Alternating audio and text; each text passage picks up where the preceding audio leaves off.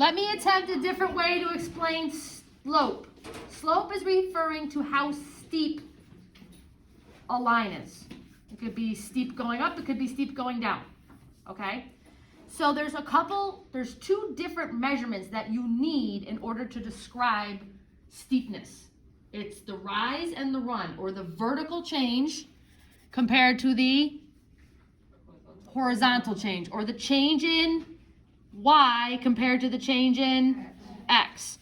So this, you would take, it's kind of like a staircase in my mind, or in some people's minds. How high is the height change here? Like, what's the height right here from here to here? Can you see it? 3. So every time you go up 3, how much do you go over? 2. So what would the slope of this staircase be? 3 over 2. So it's like a steepness of like 1.5. And the steepness would come, if you were going to draw the line, is kind of, these would be your points right here.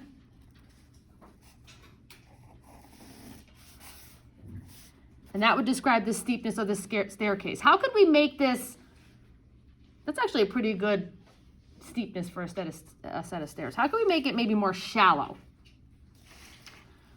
How can we make it more shallow? Liam?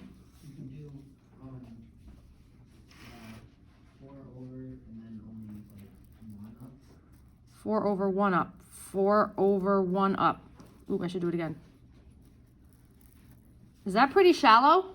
Yeah. What's the slope of, that's actually, when I went to SUNY Albany, that's how they had the staircase for women, so for safety issues. That's what they said. So they made them really, really, really shallow. It was really, really hard to get them up on because they were really wide this way and really like short this way.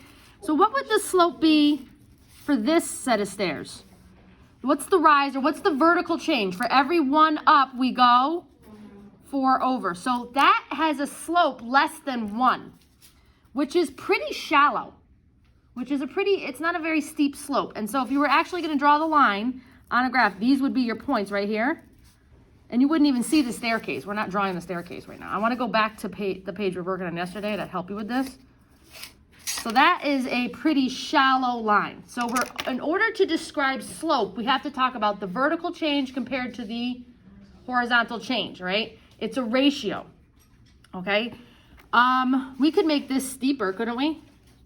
You could go, vertical change would have to be, if you want to make it steeper, the vertical change should be more than the horizontal change. So you could do like up how many? 1, 2, 3, 4, 5, and be over 1.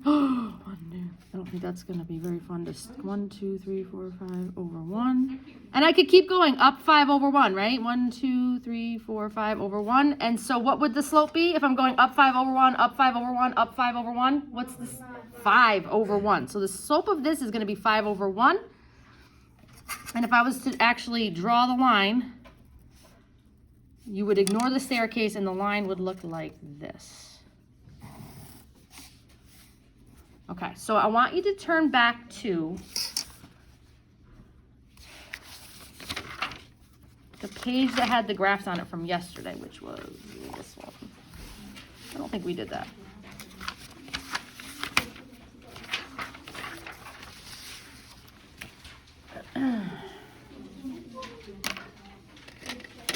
All right, here's your staircase. You ready? Rise is what? 3. Run, or the vertical change is 1. Oh, we can do it this way. For every 1 we go horizontally, how many are we going to go up? Do you see it?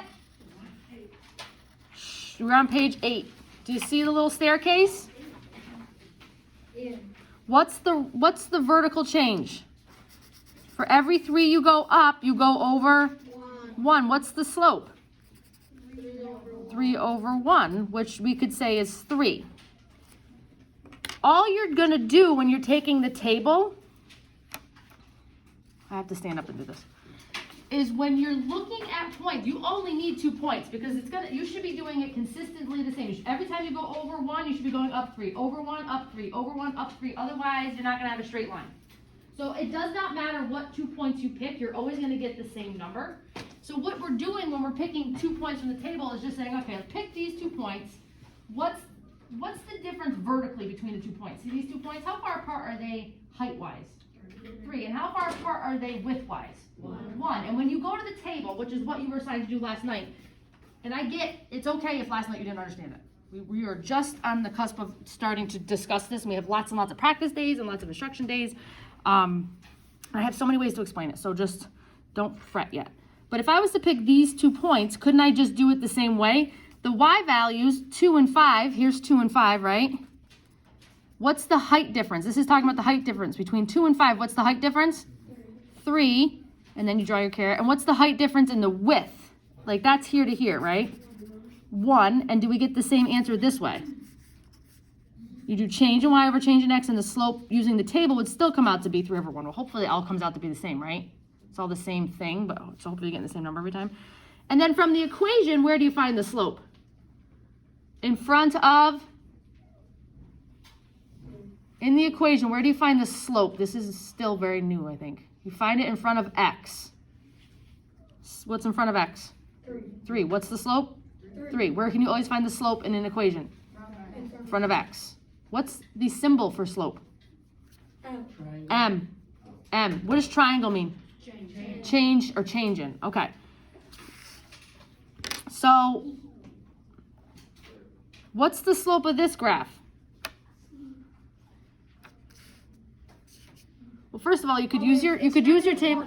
Well, for every one, actually, if you look at this, is it going up or down?